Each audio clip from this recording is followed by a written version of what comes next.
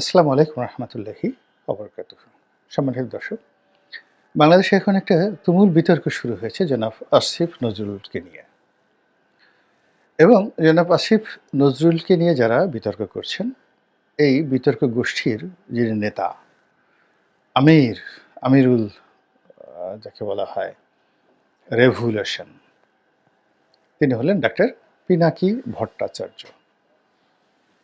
তাকে নিয়ে নতুন করে কিছু বলার দরকার নেই, অনেক ভিডিও করেছে এবং আপনারা সবাই তাকে চেনেন। এবং তার বিশাল একটা সমর্থক শ্রেণী গড়ে উঠেছে এবং সেই সমর্থক শ্রেণীকে দিয়ে তিনি অনেক ঘটনা ঘটাতে পারেন। তিনি প্রথম আলো, ডেইলি স্টারে যে ঘটনাগুলো ঘটিয়েছেন, এটি দেখে বোঝা যায় এবং তার অনেক সিদ্ধান্তে, অনেক বক্তব্যে বাংলাদেশে অনেক কিছু হয়। তো সেই পিনাকি ভট্টাচার্য, যাকে কিনা এই আন্দোলন যে হলো, আগস্ট জুলাই বিপ্লব হলো, সেই আগস্ট জুলাই বিপ্লবের যে মিডিয়া মাস্টার মাইন্ড, এটিকে যাকে বলা হয় দেশের বাইরে থেকে যারা এই আন্দোলনটিকে প্রমোট করেছেন, ধুমায়িত করেছেন, তাদের মধ্যে একেবারে এক নম্বর হলো পিনাকি। তো পিনাকিকে যারা অপছন্দ করে তারাও পিনাকির ভিডিও দেখে, আওয়ামী লীগের লোকজনও পিনাকির ভিডিও দেখে। এর কারণ হলো ওর সব কিছুর মধ্যে একটা নান্দনিকতা থাকে, তথ্য উপস্থাপনা, তারপরে তার সঙ্গে সঙ্গে তার বলার ভঙ্গি, অ্যাটিটিউড, তার লেখাপড়া, ব্যাকগ্রাউন্ড সব মিলিয়ে তিনি এরকম একটা বুটমুড়ি পেঁয়াজুর মতো করে তৈরি করেন। রোজার মাসে যেভাবে মানুষ, রোজাটাকে এখানে আনা ঠিক হবে না, মানুষ যখন খুব ক্লান্ত থাকে, ক্ষুধার্ত থাকে এবং তার যখন রুচির দুর্ভিক্ষ দেখা দেয়, ঠিক সেই সময়টাতে চটকদার ঝালমুড়ি জাতীয় কিছু যখন খায়, তার মধ্যে বাঙালির যে বুট মুড়ি পেঁয়াজু খুব সুন্দর করে মেখে একটু চিনি শিনি দিয়ে যদি কাউকে দেয়া হয়, তাহলে সে একেবারে যত অরুচি হোক না কেন সে সেটা খাবে।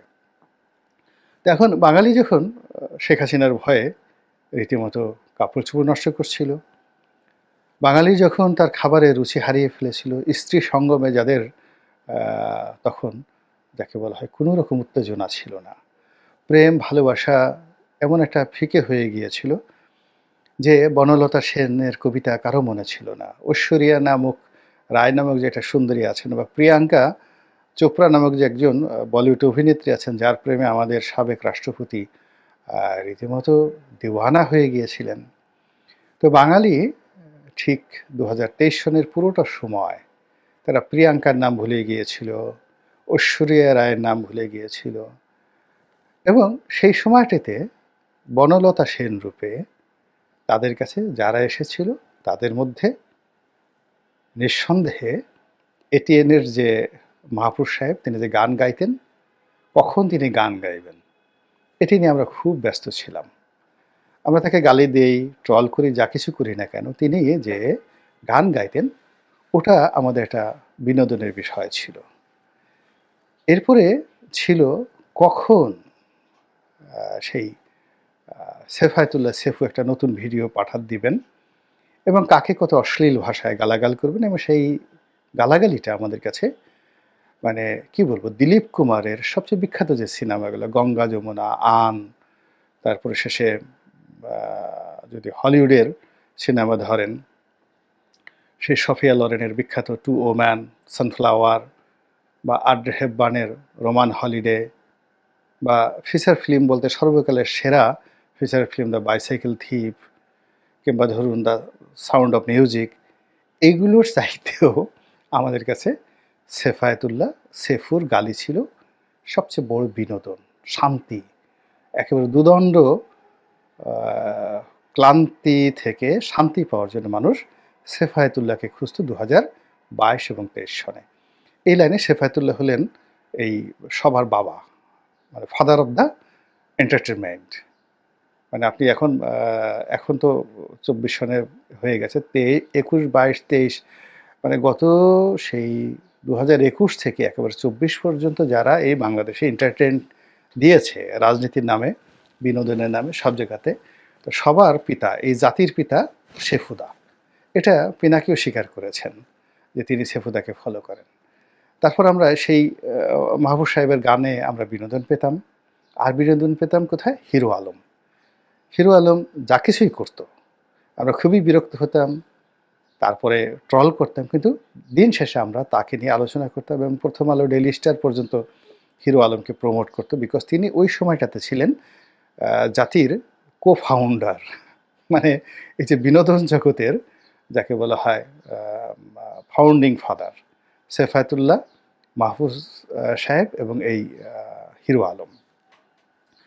তো এই গ্রুপের সঙ্গে সঙ্গে একেবারে ম্যাটিকুলাসলি যিনি আসলেন তিনি হলেন ইউটিউবার ইলিয়াস। তো ইউটিউবার ইলিয়াস একসময় নাকি বাংলাদেশে চাকুরি করতো ২১ টেলিভিশনে। তো সে আমেরিকাতে থাকে, গাড়ি চালায়, মূলত ট্যাক্সি ড্রাইভার। তো সেখান থেকে সে এই ইউটিউব করতো। তো ইউটিউব করে তার ইউটিউবের একটা আকর্ষণ ছিল যে সে ওই বিভিন্ন সুন্দরী মেয়েদেরকে টার্গেট করতো টেলিভিশনের মিডিয়াতে। যেমন ধরুন ফারজানা রূপা, তারপরে ৭১ টেলিভিশনে যারা চাকরি করতো, এরপরে ডিবিএসে যেমন শারমিন, মানে যারা খুব কমনীয়, তারপরে আলোচিত, সমালোচিত। তো এদেরকে নিয়ে সে গীবত করত।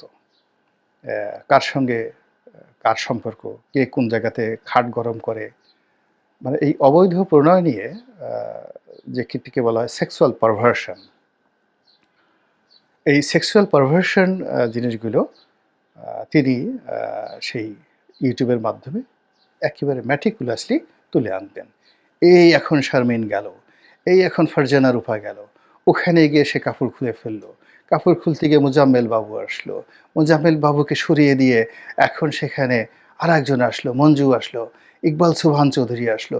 মানে এই জিনিসগুলো সে বলে বলে যেটি হলো মানুষের যে বিকৃত রুচি, সেই বিকৃত রুচি যেটা অনেকে লুকায়িত ছিল, এটাকে সে একেবারে উদ্গীরণ করে দিল এবং মানুষের মধ্যে অশ্লীলতা, তারপরে শেষে মন্দ জিনিস শোনার উদগ্র বাসনা, অন্যকে সন্দেহ করা এবং যে কোনো নারী, যে কোনো পুরুষ, অসম্মানিত লোককে অসম্মান করার যে ধারাবাহিকতা, এই ধারাবাহিকতার যে স্রষ্টা, ফাউন্ডিং ফাদার নয়, একেবারে ফাদার অব দ্য নেশন, সেটা হলো ইউটিউবার ইলিয়াস।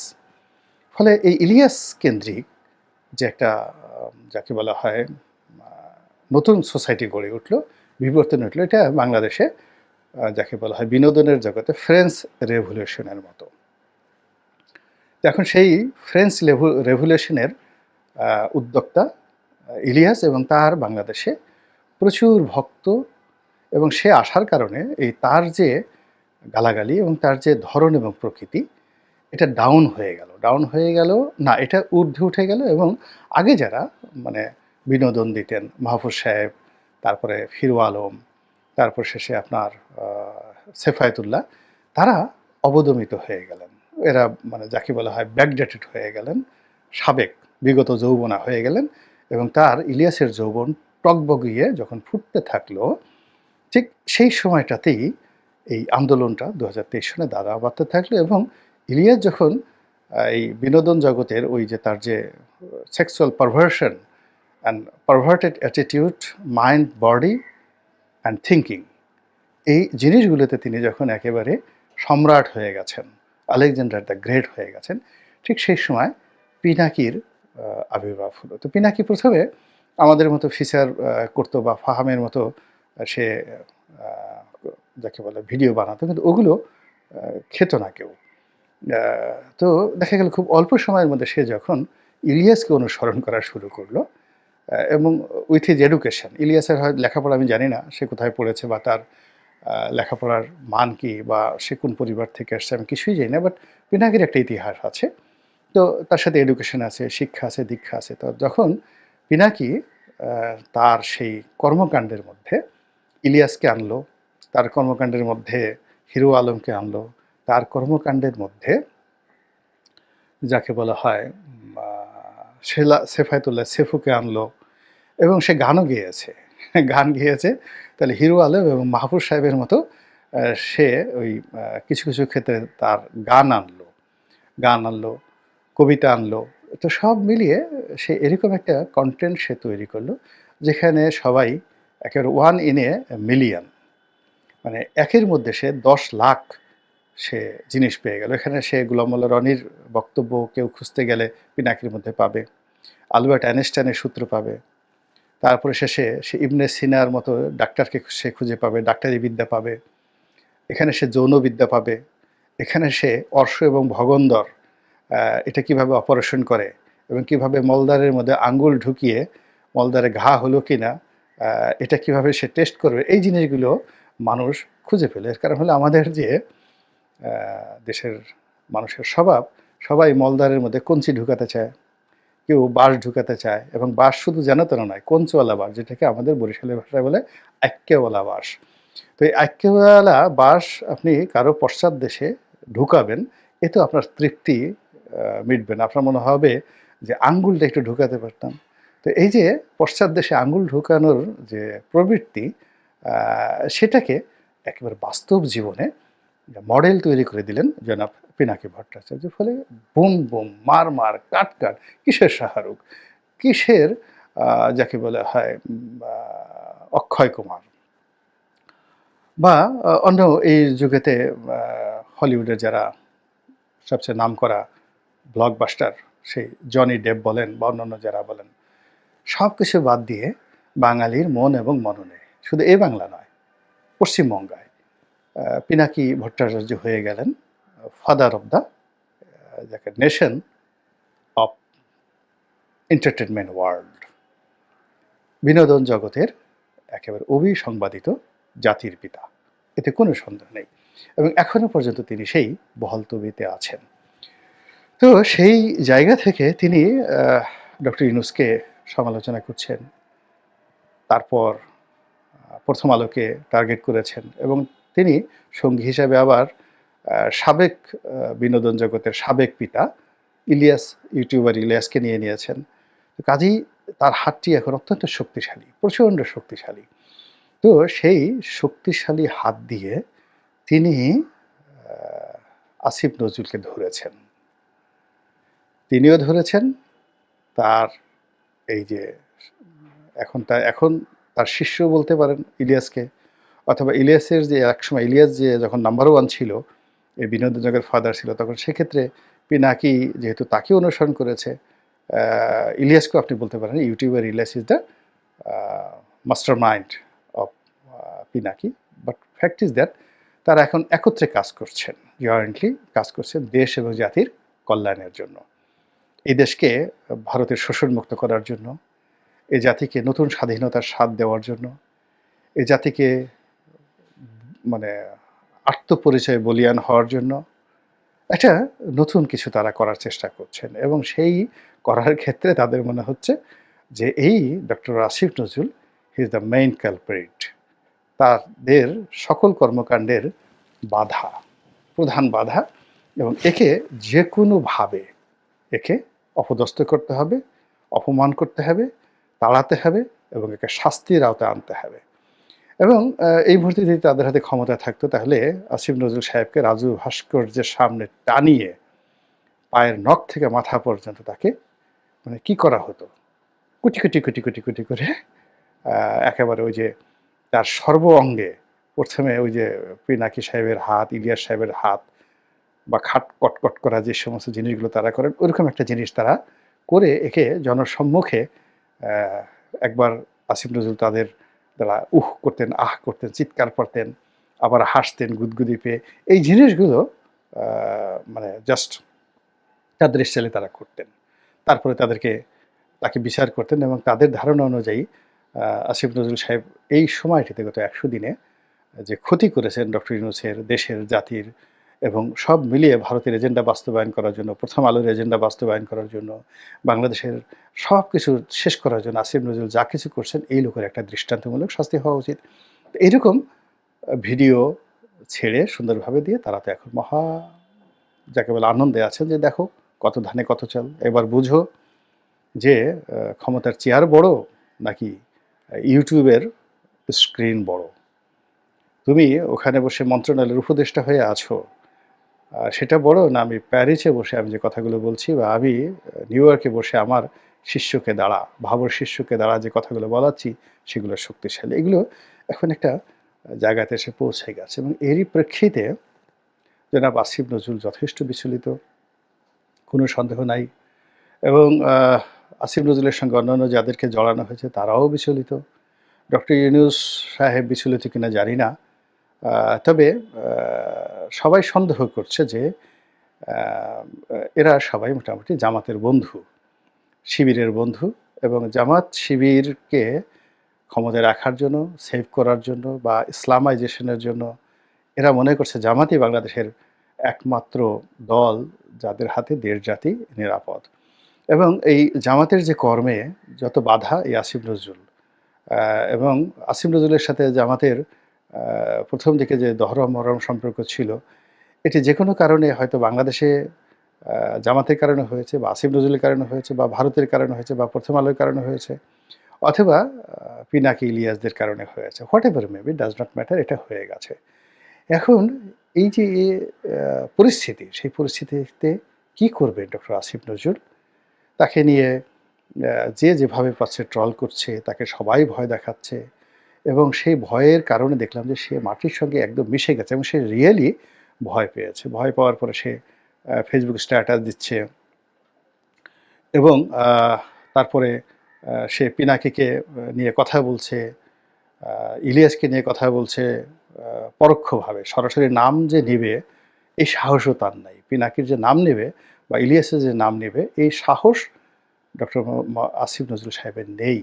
ফলে তিনি একবার বলছেন যে, এক ভদ্রলোক আছেন তাকে জাতির পিতা না বানানো পর্যন্ত থাকবে না। তো আসিফ নজরুল যতই ভয় পাক না কেন, পিনাকি তো ভয় পান না।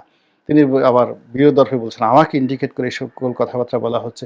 তিনি আবার হুমকি দিয়েছেন এবং সেই হুমকি পেয়ে আ আসিফ নজরুল আবার ভয় পেয়েছেন, আবার ভয় পেয়ে বঙ্গভবনে কি করেছেন, গণভবনে কি করেছেন, ৫ তারিখে, ৪ তারিখে, ৩ তারিখে কি করেছেন সেই প্রমাণগুলো আবার তিনি উপস্থাপন করছেন এবং এই ১ম আমি আসিফ নজরুলের একটা বিষয় দেখলাম যে তিনি বলতে গেলে বন্ধুহীন। মানে এই সময়টিতে তার পক্ষে কেউ দাঁড়াচ্ছে না। তিনি একা এবং কোনো উল্লেখযোগ্য ব্যক্তি তার পক্ষে একটা ও শব্দ করছে না, টু শব্দ করছে না। তাকে সেভ করার জন্য তার পক্ষে একটা স্ট্যাটাস দিচ্ছে না। কোনো উল্লেখযোগ্য ব্যক্তি। অনেকেই নিচে, নিচে বলছে যারা হয়তো ইলিয়াসকে পছন্দ করে না, পিনাকিকে পছন্দ করে না, তারা হয়তো বলছে। কিন্তু সত্যিকার অর্থে একটা ভালো জায়গা থেকে উনি তো সমাজের যে এলিট যে সোসাইটি মেইনটেইন করেন, উনার পক্ষে তো মাহফুজা নামের বক্তব্য দেওয়া উচিত। উনার পক্ষে প্রথম আলোর বক্তব্য দেওয়া উচিত। এমনকি উনাকে ডিফেন্ড করার জন্য যদি প্রধান উপদেষ্টা বলে যে whatever may be that should not be. এই সমস্ত জিনিস হওয়া উচিত নয়। আমরা আসিফ নজরুল সাহেবের কাজকর্ম সম্পর্কে জানি ওয়াকিবহাল। এই জিনিসগুলো হচ্ছে না। ফলে তিনি মূলত আসলে বন্ধুহীন হয়ে পড়েছেন। অথবা তার আদৌ কোনো কালে কোনো বন্ধু ছিল কিনা এটি এখন প্রমাণ করার সময় এসেছে। তো কাজেই নাটক চলছে, ড্রামা চলছে, বিনোদন চলছে। দেখি এটার কি পরিণত হয়। আল্লাহ আমাদের সবাইকে হেদায়েত দান করুন আর হেফাজত করুন। আসসালামু আলাইকুম ওয়া রাহমাতুল্লাহি ওয়া বারাকাতুহু।